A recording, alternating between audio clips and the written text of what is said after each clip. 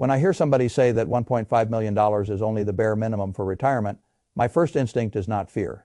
It is suspicion, not because I think inflation is fake, not because I think healthcare is cheap, not because I think retirement is easy. It is because I have spent too much of my life watching how money gets framed in public.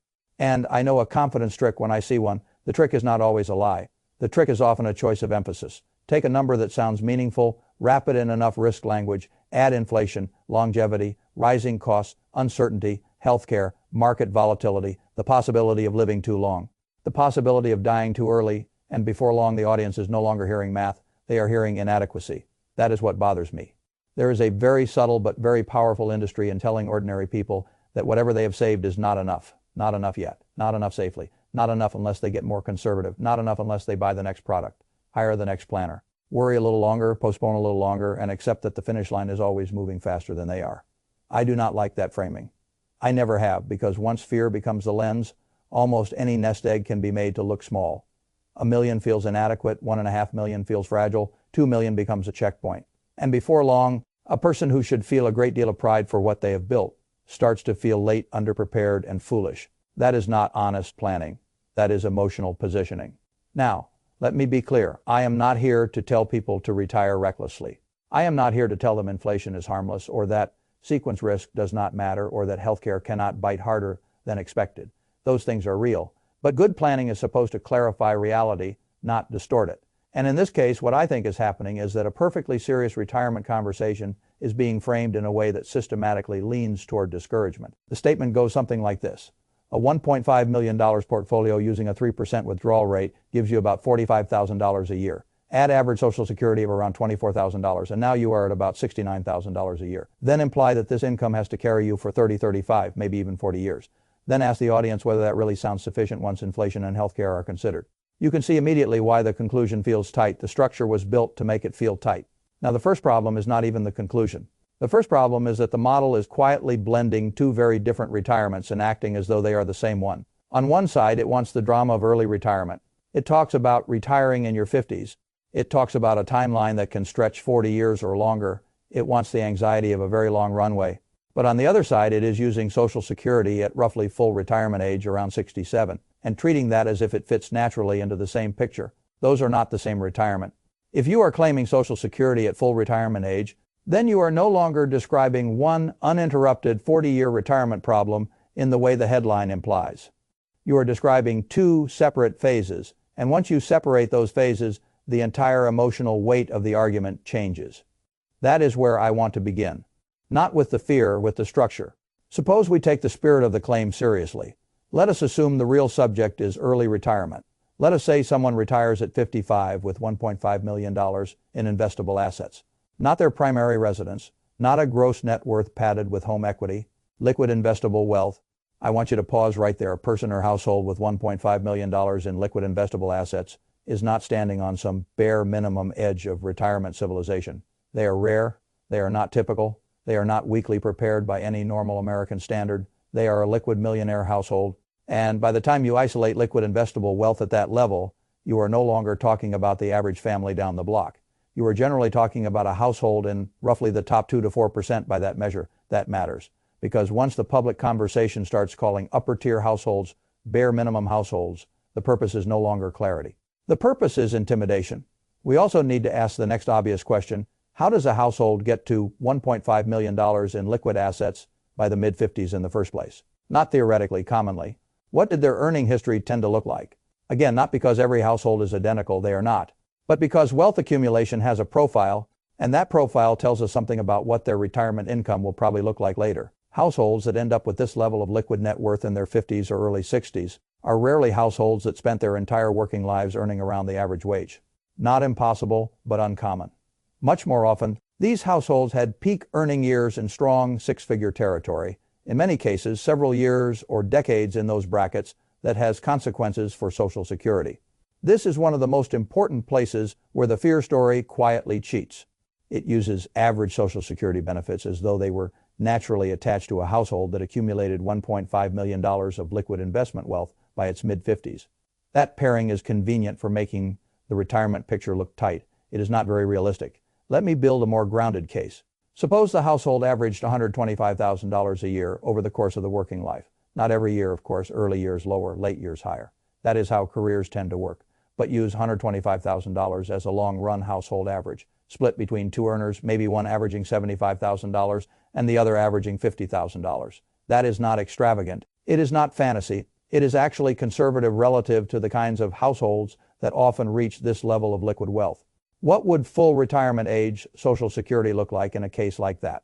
The $75,000 earner might come in around $2,700 a month. The $50,000 earner might come in around $2,000 a month together. You are looking at something around $56,000 to $57,000 a year in Social Security, not $24,000 total. That changes the retirement picture immediately. Now notice what just happened before touching a portfolio. Once this household reaches Social Security age, it may already have more than $56,000 a year of guaranteed inflation, adjusted income, guaranteed inflation, adjusted before the portfolio does another thing. That is not some minor detail in the equation. That is the equation. And even if you tell me this is a one-earner household, I still do not naturally jump to the average benefit. A single earner who built a $1.5 million liquid portfolio by the mid-50s is very unlikely to have had a lifetime earnings profile that maps neatly onto a low to average Social Security check. The article's assumptions might be possible, but they are not the most probable real-world pairing. That is why I always say retirement math is not just arithmetic. It is biography. The numbers come from the life. Now let us move to the portfolio itself, because here again the framing matters. The whole argument leans on a 3% withdrawal rate as though that were simply the neutral, responsible baseline. I do not accept that. Not because 3% is impossible. You can use 3% if you want to be very conservative. But do not call it the natural baseline and then act surprised when the resulting income looks modest. If you squeeze the withdrawal rate low enough, any portfolio begins to look inadequate. The better question is what withdrawal assumptions are actually supported by the broader body of retirement research. And here the picture is much more interesting than the fear framing suggests. If you are using historical modeling over very long horizons, you get one kind of answer. If you are using more conservative forward-looking simulations, you get another. If you are willing to use flexible spending guardrails and behavior that resembles what actual retirees do, rather than pretending they never adjust, you get yet another answer. The point is not that there is one sacred number. The point is that a 3% fixed rate is not the only intellectually serious answer available for a 40-year horizon. A historically grounded fixed real withdrawal rate is often higher than 3%.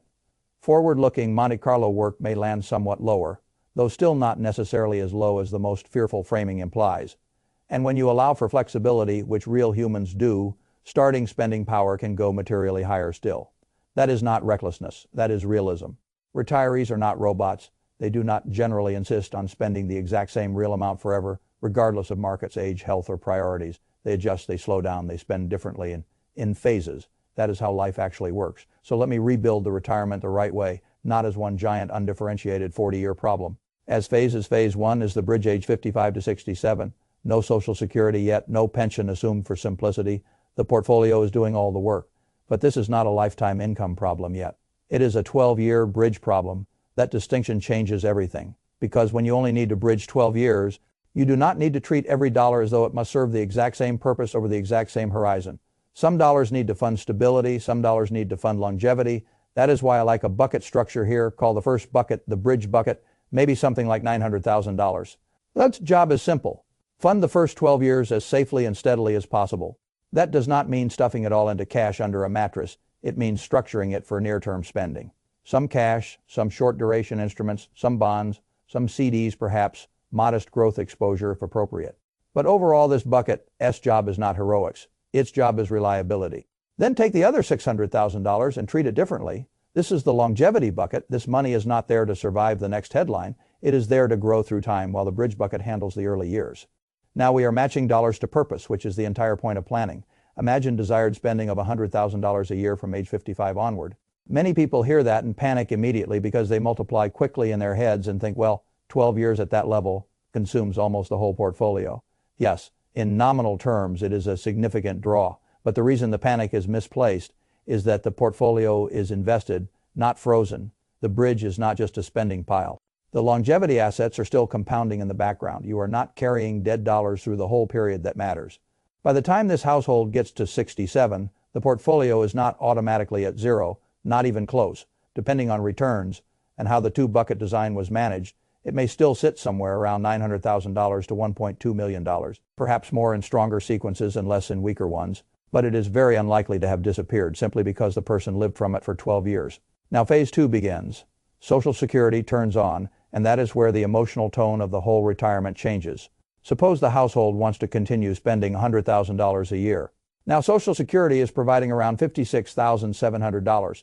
That leaves a gap of only about $43,000 for the portfolio to cover. Read that sentence again because it is the sentence the fear-based version never wants to emphasize.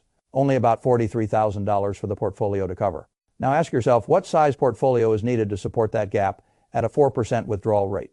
A little over $1 million does it at 5%. Something around the high 800s can do it. And where did we just estimate the portfolio might be after the bridge years? Somewhere around $900,000 to $1.2 million. In other words, once you stop blending timelines and start modeling the retirement like an actual life, not a scary headline, the whole thing starts to make sense. The plan works, not magically, not universally, not with no planning, but it works. And that is before we even account for a fact that many retirees know intuitively and many media framings conveniently ignore. Spending is not flat over retirement. People tend not to spend in a straight line. Early retirement may have active years, travel years, project years, generosity years. Later retirement may have slower years. Some costs go up, yes, especially healthcare in certain cases. But other spending categories shrink. Travel can slow, commuting disappears, work clothing disappears. Households often become more selective. Many people do not maintain one constant real spending target for 35 or 40 years. They move through retirement phases just as they move through career phases. That does not mean planning should be casual. It means planning should be honest. Now, if you ask me what kind of actual spending range looks realistic for an early retiree household with $1.5 million at 55, I would not tell you the answer is one grim little number. I would think in bands. A more conservative range might be $80,000 to $90,000 a year. A more balanced range might be $90,000 to $110,000 a year. And if the retiree is flexible, willing to pull back in weaker years and spend more in stronger ones, then a somewhat more aggressive spending band can also be plausible. That is not fantasy. That is what happens when the assumptions are internally consistent. And here is what really bothers me about the scare framing. It takes a household that has accomplished something objectively difficult, building $1.5 million of liquid wealth by the mid-50s, and it translates that accomplishment into a message of insufficiency. It does that by using a very low withdrawal rate. It does that by underestimating Social Security relative to the likely earnings history. It does that by blending early retirement and full retirement age benefit assumptions into one gray cloud.